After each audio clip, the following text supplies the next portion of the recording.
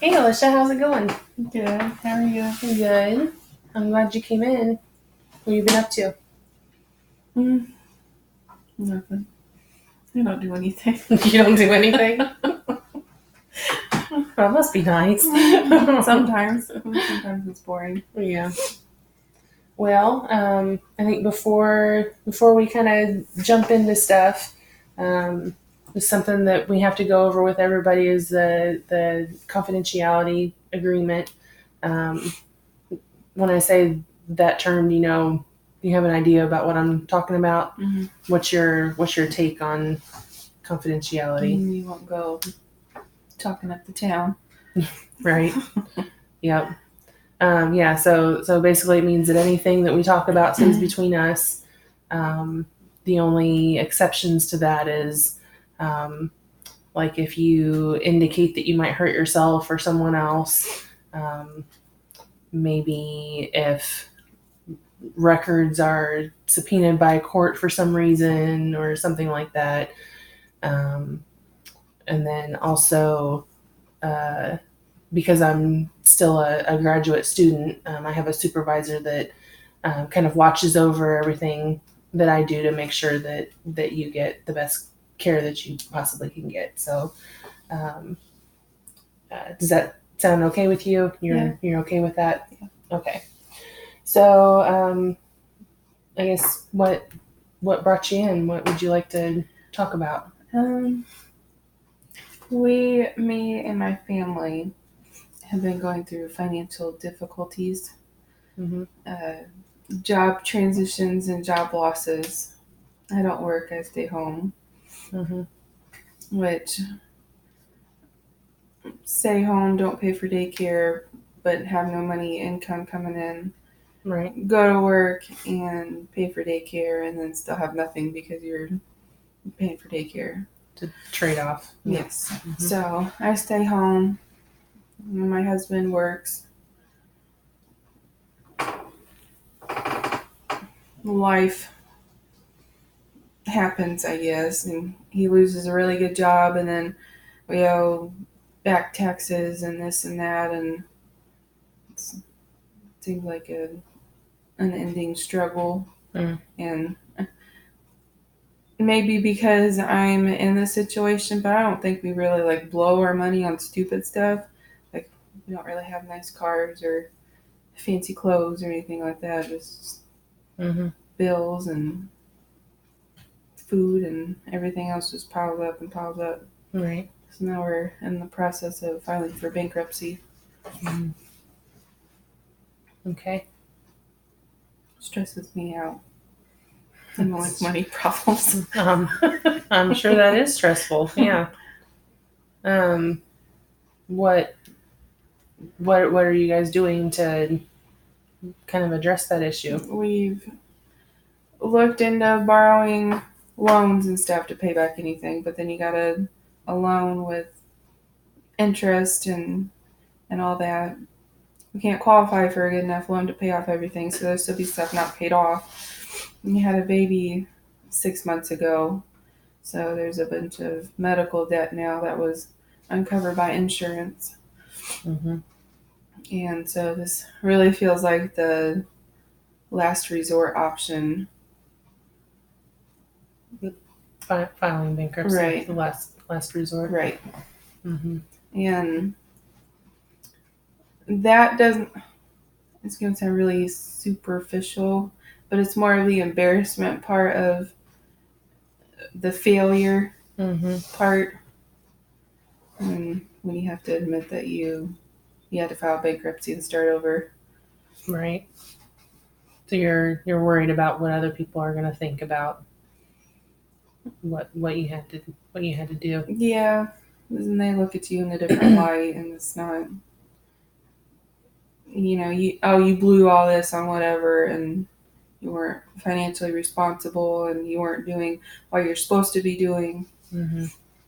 That bothers me. So do you feel like you weren't doing what you were supposed to be doing? I'm sure in some spots we weren't. We could have been saving more than we did and making sacrifices in other places that we didn't do. But I mean, we didn't buy stupid stuff. I don't know. I don't know what you do about medical debt. You can't really help that. And Mm-hmm.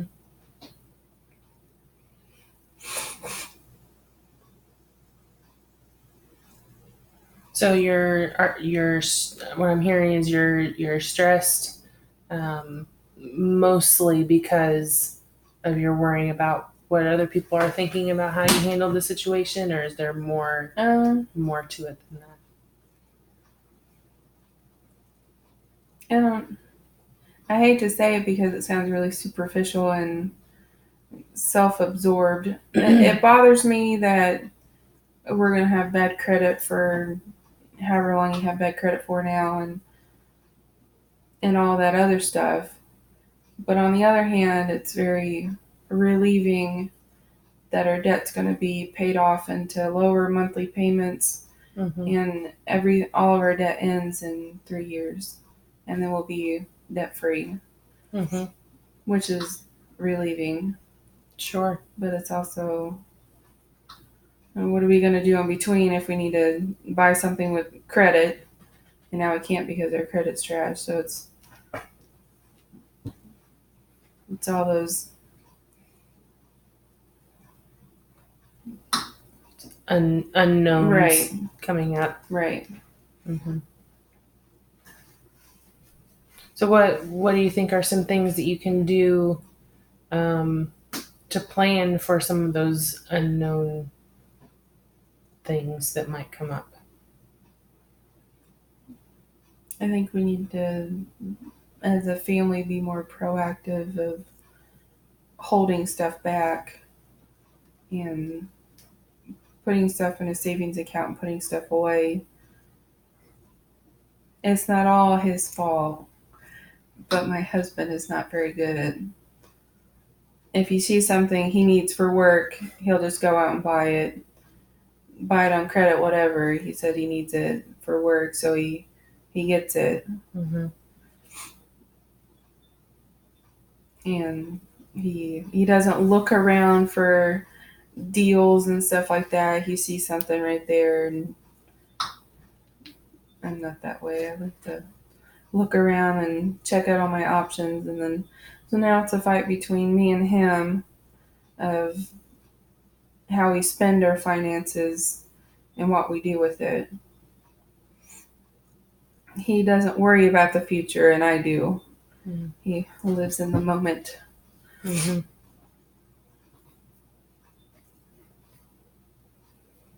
So how do you think that he feels about the options that you've kind of been forced to take now, since he lives in the moment? He isn't bothered by it at all. He he feels relieved, feels like he can move on with life, and it doesn't bother him at all. He doesn't care what people think about him. He doesn't care about opinions about him. Just good for him, but it bothers me. Mm-hmm.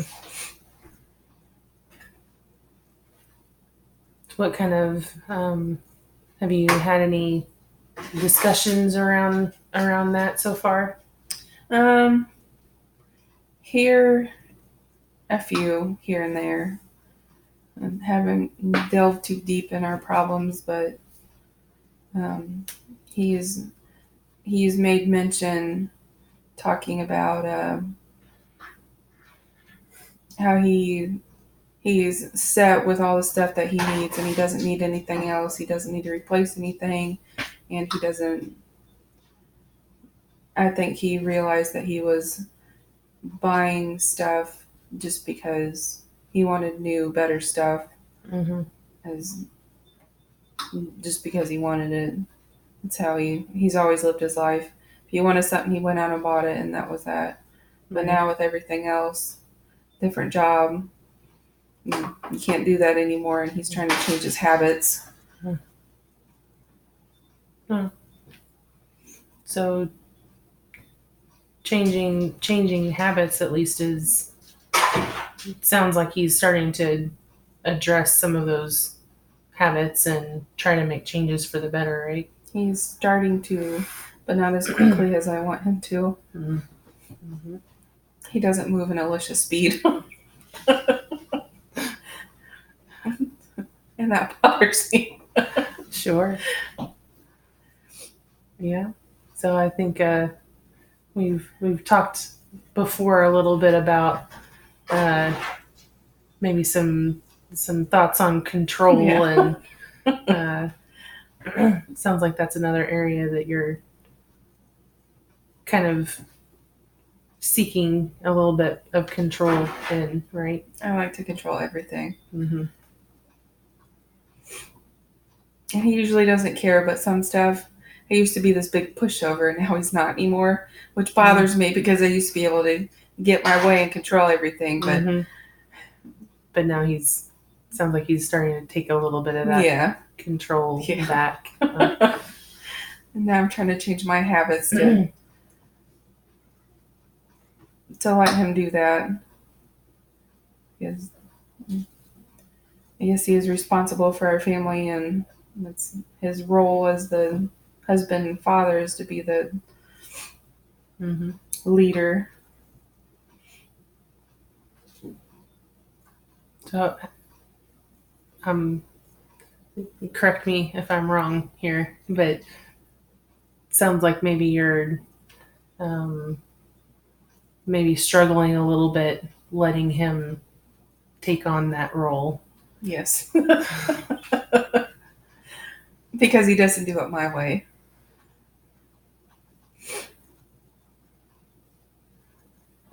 So you're seeing something wrong with the way that he's doing it, or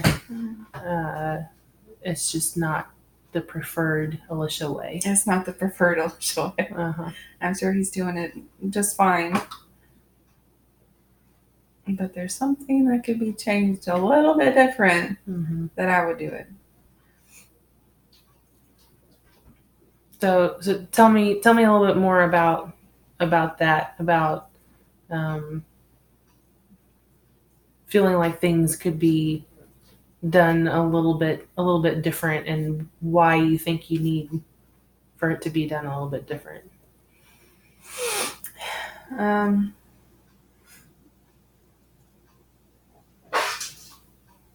I don't want any of the bad stuff to come, and somehow I think I can control it enough to prevent bad stuff from coming.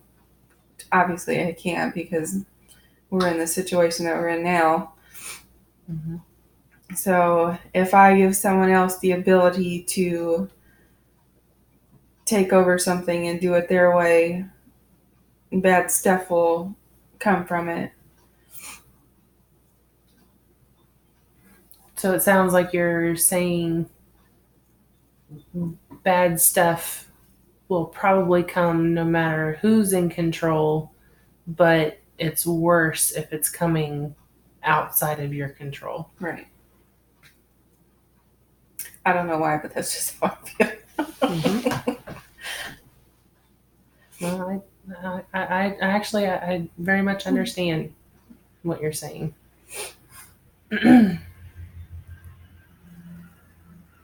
So what are some things that we can improve on here? I need to let go. I have a hard time letting go, but I need to let go. My first big let go ever was he picked out the name for our second kid. He's never made a decision in his life, and he made that one. And what did you think about that? Hey, I think he did a good job. Okay. So that was a successful let it go. Yeah, that one was. Okay, that's good. But I have more trouble letting stuff go when it's gonna wrap around and hit me and everyone else.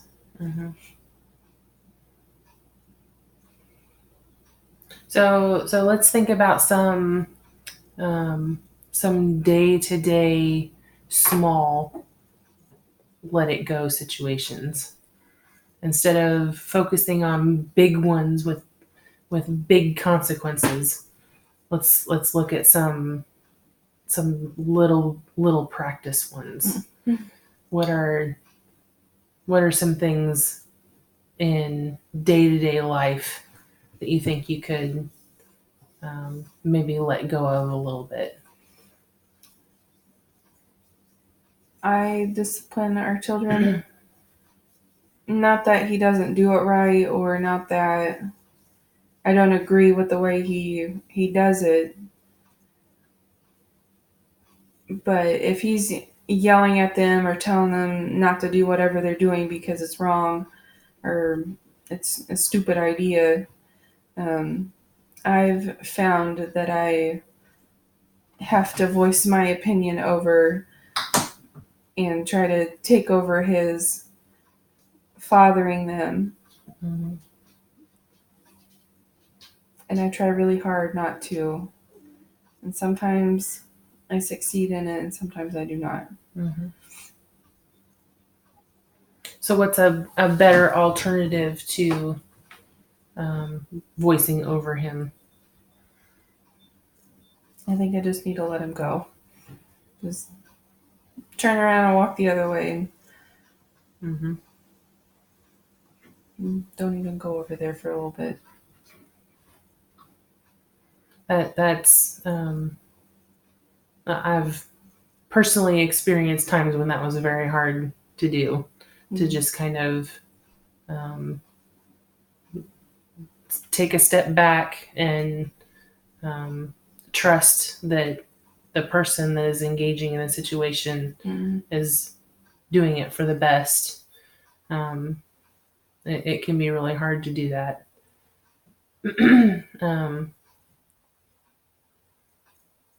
So if it is too difficult to just completely walk away, what's something else that you could do instead of powering over him? What's another way? I think I could just wait till he's done saying his piece and say my piece later on. With him or with the kids? I haven't thought that far. I don't know. If I do it with just the kids, to me it seems like I'm kind of going behind his back. Mm-hmm. But then if I do it right there in front of him, it seems like it's undermining his authority. Right. So could I make a little suggestion? Sure. Maybe if there is a situation that comes up that you don't quite agree with how he handled it, maybe wait until the situation is over and then talk to him directly on his own and find out where the difference in opinion is there. Mm-hmm. So that way you're not undermining his authority. The kids don't know anything about it, but you're also maybe making progress towards parenting in the same way. Right. So addressing whatever kind of disagreement you have with him privately later on might be a better way to handle it. Yeah. Let's go back to what you first started talking about with finances. What are some goals that we could set there? I think we as a family need to say no to whatever it is that we're doing or want to do. It's not going to kill us to do without or not do this or not have whatever. We're not going to die. And it's self-control.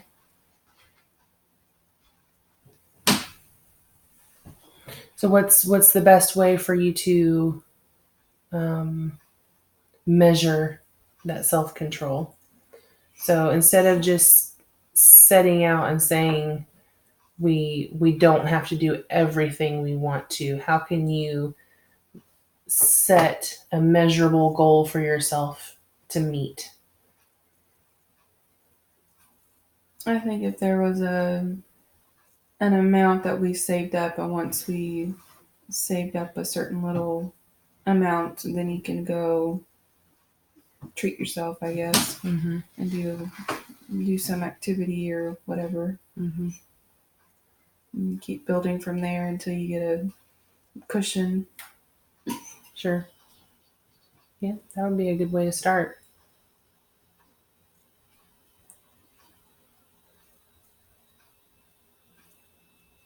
Are there any other kinds of kind of baby steps that you could take to making sure that, because we were talking about um, uh, kind of getting to a point where you can prepare for the unforeseen things that might pop up in the future, because you said that was what you were mostly stressed about, was Right. not knowing what might happen in the future. Right. So if we're aiming towards preparing for those events that might happen, what are some ways that we could prepare for those specifically? I think being more financially secure, having more trust in each other's decisions would be a big step. If I don't think he's out there blowing whatever stuff that I think is stupid, he doesn't think it's stupid, but I do. Mm-hmm. I'm sure he thinks stuff that I get is stupid.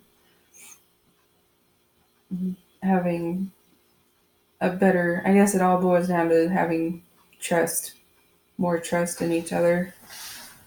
Well, so building trust is definitely very important. How do you go about building that, though?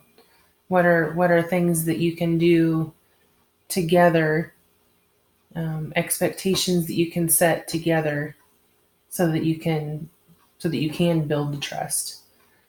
Because it sounds like what you're telling me is that you both kind of operate independently, and then maybe sometimes whenever you're operating independently, the other person doesn't agree with the choices that the independent person has made.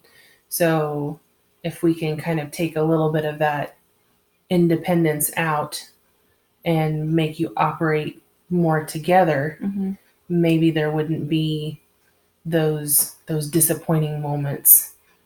Do you see what I'm saying?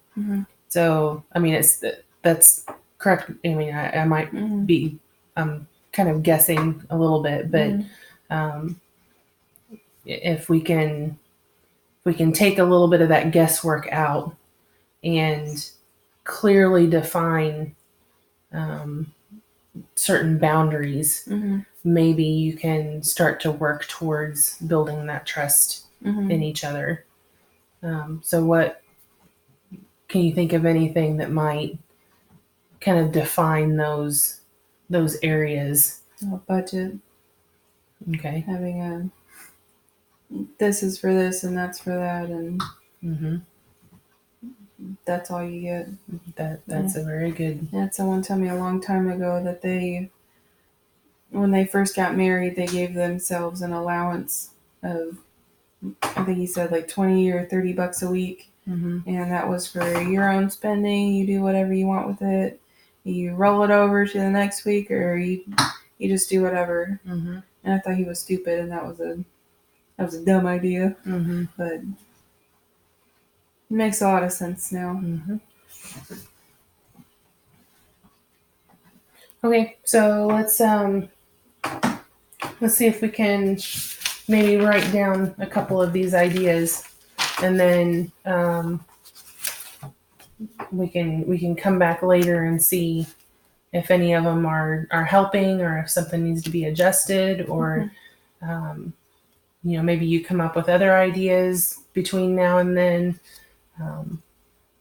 But the important thing is to start instituting something that is different than what you're already doing. Right. And as long as you start putting something into practice, you'll start seeing a different result. Right. So sometimes it takes a little bit of tweaking, going back and forth and adjusting what you're changing. But as long as you're making some sort of forward motion, it's generally a good thing. So we'll write down some of these ideas, and then we'll decide when we can get back together again. Okay. Sound good? Mhm. Okay.